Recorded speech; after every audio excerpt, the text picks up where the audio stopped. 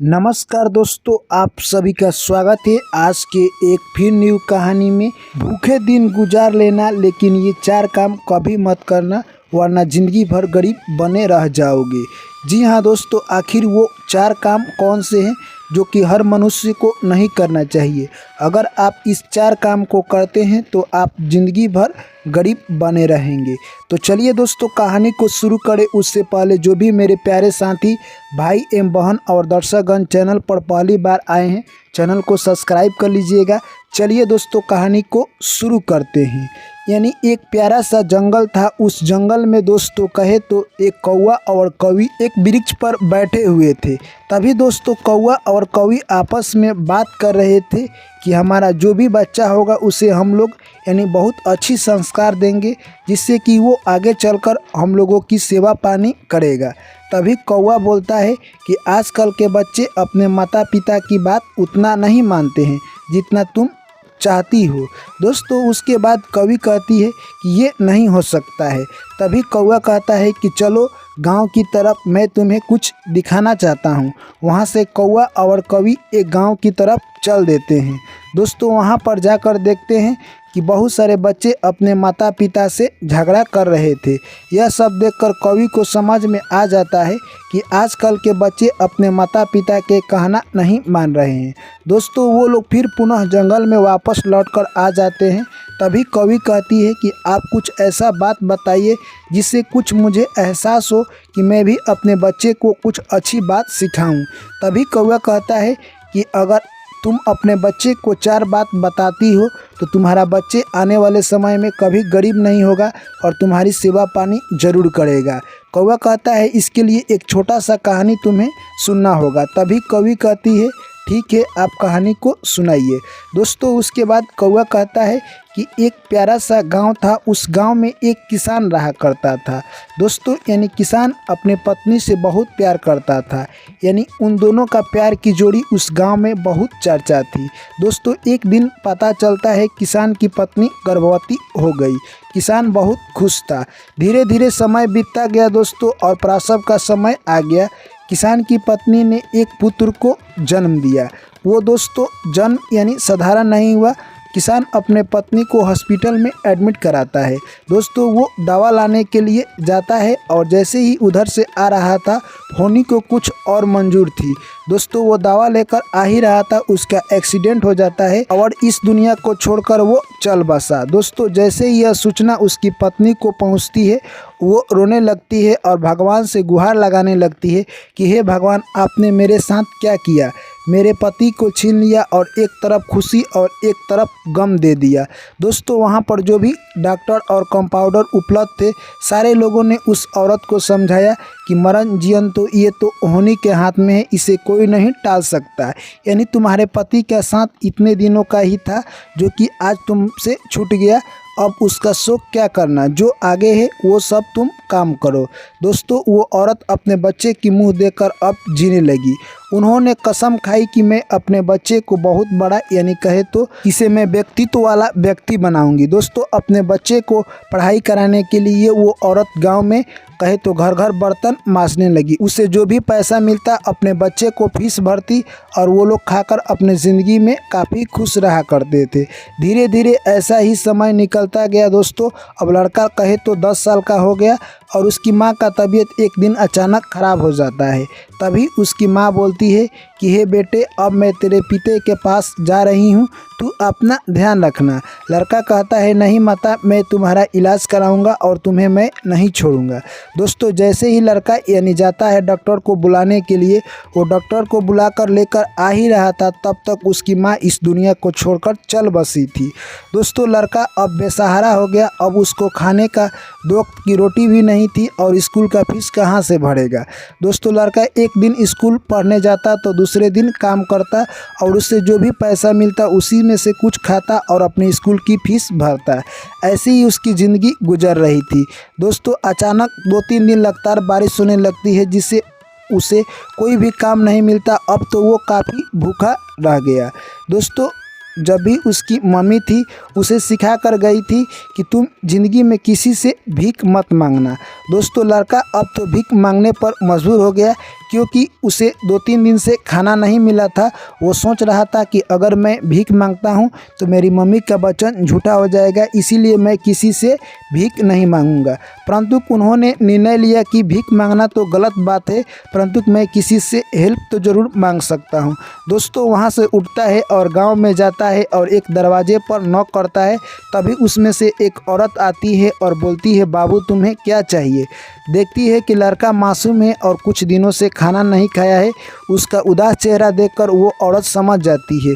लड़का बोलता है कि हे माताजी, आप मेरे लिए एक गिलास पानी ला दीजिए। तभी वो औरत जाती है और अंदर से कुछ खाने की वस्तु लाकर उस लड़के को दे देती है। दोस्तों उस लड़के को देती है, वो लड़का खा लेता है। तभी बोलता है कि हे माताजी, ये एहसान आपका मैं कैसे चुका सकता हूँ। आप मुझसे कुछ मांग लीजिए, मैं अपने हैसियत के अनुसार आपको देने का प्रयास करूँगा। तभी वो औरत कहती है कि मैं भूखे लोगों को ऐसे ही खाना खिलाती हूँ, तुमसे मुझे क्या मांगना।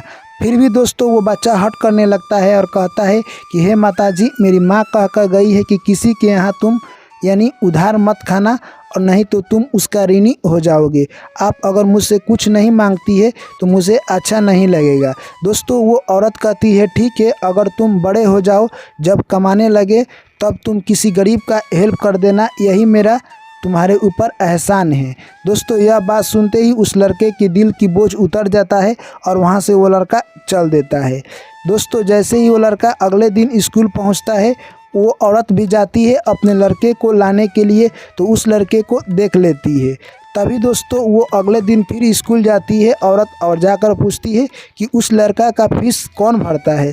तभी उस स्कूल के मास्टर बताते हैं कि वो लड़का काफ़ी मेहनती है, वो एक दिन काम करता है और अगले दिन पढ़ाई करता है, और जो काम से पैसा मिलता है उसी से अपना स्कूल का फीस भरता है। दोस्तों वो औरत उस लड़के का अगले 10 साल के लिए पैसा भर देती है और बोलती है कि आप लोग बता दीजिएगा कि सरकार ने आपकी फ़ीस को भर दिया है। जैसे ही दोस्तों उस लड़के को पता चलता है कि यानी उसका स्कूल का फीस सरकार ने भर दिया है, वो काफ़ी खुश हो जाता है और मन लगाकर पढ़ाई करने लगता है। फिर दोस्तों देखते ही देखते 10 साल निकल जाते हैं। फिर वो औरत जाती है और कहती है कि उस लड़के का मैं फ़ीस भरना चाहती हूँ। तभी मास्टर बोलते हैं कि वो लड़का यहाँ से निकलकर शहर पढ़ाई करने के लिए चला गया। तभी वो औरत सोचती है कि जिस दिन जितना सहायता करना था मैंने उसका कर दिया, अब भगवान मेरे हाथ उसका सहायता करना नहीं चाहते हैं, इसीलिए इस शहर छोड़कर वो लड़का चला गया। दोस्तों धीरे धीरे समय बीतता गया, इधर उस औरत का भी लड़का सयान हो गया था। एक दिन की बात है, उस औरत का तबीयत खराब हो जाता है और उसका लड़का हॉस्पिटल लेकर जाता है। तभी डॉक्टर बोलते हैं कि इनका इलाज शहर में ले जाकर कराना पड़ेगा, क्योंकि इनका इलाज लंबा चलेगा और इस गांव में कोई डॉक्टर नहीं देख पाएगा। दोस्तों वो लड़का अपने मम्मी का यानी कहे तो गांव से शहर लेकर जाता है। वहां पर बहुत सारे पैसे खर्च होने लगते हैं। लड़का के पास उतना पैसा नहीं था जितना कि वो अपने मम्मी में लगा सके। दोस्तों यानी वो ले जाकर बड़े हॉस्पिटल में अपने मम्मी को एडमिट कर देता है। डॉक्टर कहते हैं कि आपका मम्मी का इलाज काफ़ी लंबा चलेगा और उसके बाद आपकी मम्मी धीरे धीरे सही होने लगेगी। वैसा ही होता है दोस्तों, काफ़ी लंबा इलाज चलता है और उस औरत का थोड़ा थोड़ा तबीयत सुधार होने लगा। ऐसे में दोस्तों एक दिन ऐसा समय आ गया कि उसका तबीयत सही तरह से पूरा अच्छी हो गई। अब वो लड़का जाता है और अपने मम्मी को यानी हॉस्पिटल से बाहर निकालना चाहता था। तभी एक बिल का बहुत बड़ा पर्ची आता है, जिसमें दोस्तों देखकर वो लड़का घबरा जाता है। उसमें एक छोटा सा पर्ची था। जैसे ही वो पर्ची आता है, माँ मांग लेती है और कहती है, दे बेटे मुझे पढ़ने दो। उस पर्ची में लिखा था कि हे माँ, मैं तुमसे बिल क्यों मांगूंगा, क्योंकि तुमने बिल उसी दिन चुका दिया था जिस दिन एक भूखे लड़के को तुमने खाना खिलाया था और उसका 10 साल का फीस भर दिया था। दोस्तों जैसे ही यह बात वो औरत पढ़ती है, उसका दिल पसीज जाता है और सोचने लगती है कि वही लड़का था जो कि आज से मुझे 25 साल पहले मिला था, यानी आज वो इतना बड़ा डॉक्टर बन गया है। दोस्तों यह बात जैसे ही उसका लड़का सुनता है तो बोलता है कि हे माँ, क्या तुम डॉक्टर साहब को जानती हो। तभी उसकी माँ सारी बात बता देती है। तभी दोस्तों डॉक्टर भी पीछे से यह सब सुन रहा था। डॉक्टर आता है और उस माता के चरणों में गिर जाता है। तभी माँ बोलती है कि तुम धन्य हो, तुमने एक गरीब व्यक्ति का एहसान चुकाया है, भगवान तुम्हें बहुत आगे तक ले जाएंगे। दोस्तों यह सब बात कहकर यानी डॉक्टर अपने हॉस्पिटल चला जाता है और बोलता है कि जाओ माँ, तुम्हें अब कोई फीस देने की ज़रूरत नहीं है। वो औरत सही तरह होकर अपने घर चली जाती है। तभी दोस्तों कौवा कवि से कहता है कि हर माता पिता अपने बच्चे को यही सिखाना चाहिए कि कभी भी बच्चा भीख मांगकर ना खाए। अगर हर बच्चा भीख मांगकर खाने लगे तो उसकी प्रवृत्ति यही बन जाएगी और आने वाले बच्चे भी भीख मांगकर खाने लगेंगे। दूसरी बात, बच्चे को यह भी सिखाना चाहिए कि वो कभी भी किसी के सामने झूठ ना बोले।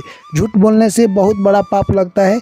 कभी भी इंसान को झूठ नहीं बोलना चाहिए। आपकी जान की भी बाजी आए तो आप झूठ ना बोले, क्योंकि ईश्वर को सब पता है। और तीसरी बात, इंसान को अंदर इंसानियत होना बहुत ज़रूरी है, क्योंकि दोस्तों इस धरती पर बहुत सारे जीव जंतु हैं जिसके अंदर विवेक नहीं है, फिर भी वो इंसान की तरह विवेकशील काम करते हैं। परंतु इंसान के पास इतना बड़ा विवेक होकर भी इंसान हर आदमी से धोखाधड़ी और लालच और कहे तो दोस्तों यानी धोखा देने के लिए तुला हुआ है। ऐसा इंसान को नहीं करना चाहिए।